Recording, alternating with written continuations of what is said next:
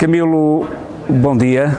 Bom dia, Vitor. Estamos num ambiente universitário e eu queria lhe perguntar o que deve ser para si a formação de um arquiteto, a formação essencial de um arquiteto?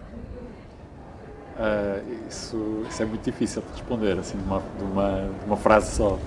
Mas eu acho que a formação de um arquiteto passa hoje em dia por um vasto espectro de formações. Ou seja, o arquiteto tem que ser educado de uma forma ampla, de forma a incluir, a não excluir.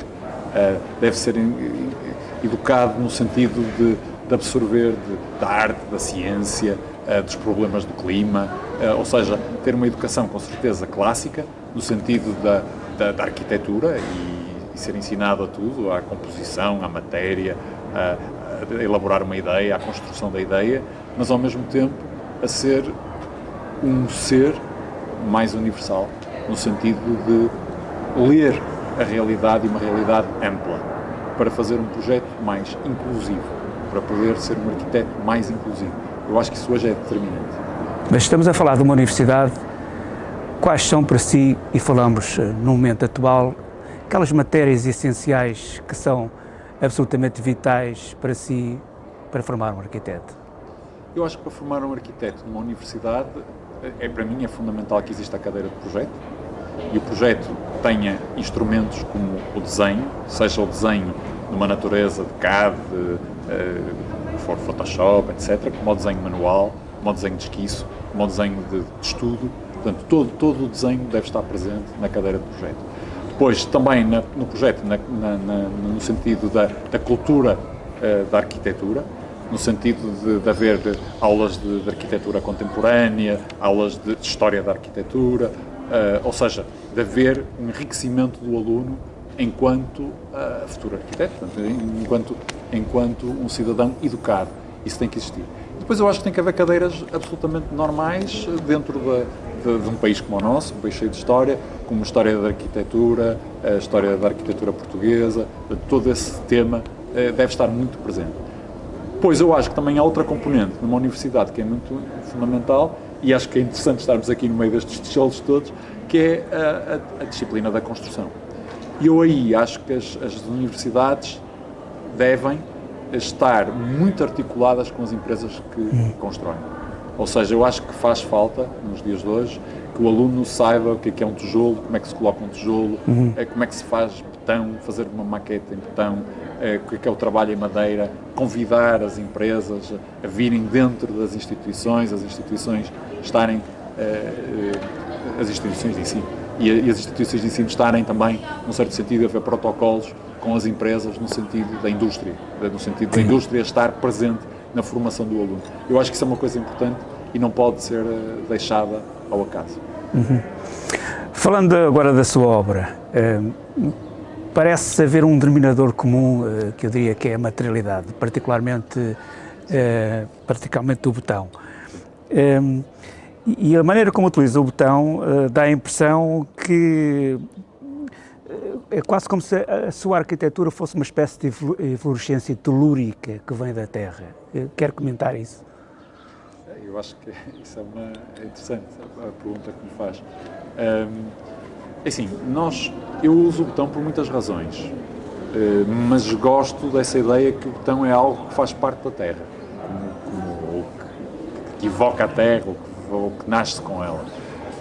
Eu interessa-me muito o betão porque acredito muito na durabilidade da matéria. Ou seja, não é só do ponto de vista da sua expressão plástica, é porque se tudo correr bem, vamos chegar a 2030 com um betão muito perto de zero emissões de CO2, e nesse sentido o betão vai se tornar um material de excelência porque é uma pasta que se pode trabalhar com ela, é uma pasta moldável. É moldável. É moldável, logo se adapta-se a todas as realidades, adapta-se a todas as naturezas, adapta-se a todos os contextos. Tem uma particularidade que pode ser feito com material reciclado, pode ser feito com betão reciclado, podemos usar outras componentes, como a cortiça ou a borracha, ou seja, podemos estar a trabalhar num betão que é agregador. E como eu acho que é importantíssimo para o futuro, haver matéria, uma matéria útil, que seja uma matéria agregadora, eu parece-me que então cumpre essa função. Depois tem a outra realidade que me interessa bastante, que é a realidade da durabilidade. Porque estamos a falar de obras cuja manutenção é reduzidíssima. E a eficácia é longa. Portanto, estamos a falar de duas componentes que são muito importantes para os dias de hoje. Ou seja, manter longevidade e eficácia. Portanto, longevidade sem perda de eficácia. Eu acho que isso também me parece um tema absolutamente fundamental numa época em que tudo é consumo. Portanto, nós temos que estar também a trabalhar nesse sentido. Está a decorrer agora em Glasgow a COP26, aliás termina amanhã, num mundo que se diz global e num período em que os arquitetos aceitam essa globalização,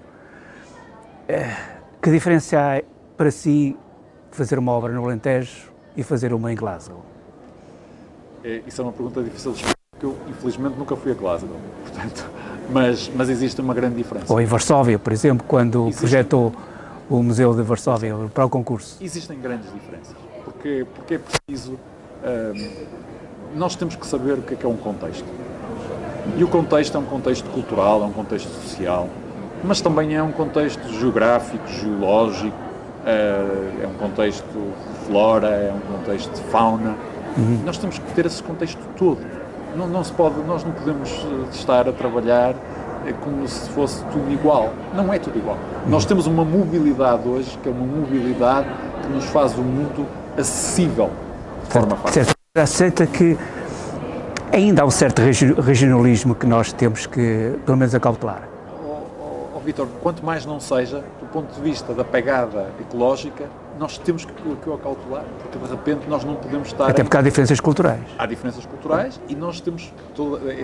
os meus engenheiros dizem uma coisa frequentemente: quanto mais perto estiver a matéria-prima, mais ecológico é o projeto.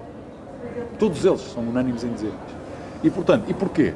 Porque não há transporte, não há carburantes de barcos e de aviões, ou seja, estamos a trabalhar com uma matéria que está in situ. Quanto mais a matéria estiver disponível in situ, eu acredito que mais o projeto pertence àquele lugar. E automaticamente mais ecológico e mais friendly, do ponto de vista climático, se torna. Porque é dali, é feito com o que existe ali. Portanto, eu acho que este trabalho não quer dizer com isto que eu não tenha uma enorme atração por uma pedra que venha da Jordânia ou outro, ou uma madeira que venha de uma realidade distante, com certeza de uma madeira produzida de forma sustentável. Mas essa realidade é uma realidade que tem que ser uma realidade lida como um todo e sempre com a atenção de cada sítio é um sítio. A luz é diferente, claro. O clima é diferente. Varsóvia, neve durante 6 meses. Grândola, não há neve. Portanto, não podemos estar a construir da mesma maneira. Não é a mesma coisa. E Grândola, muita umidade, a realidade centro-europeia, quase, ou pouca umidade.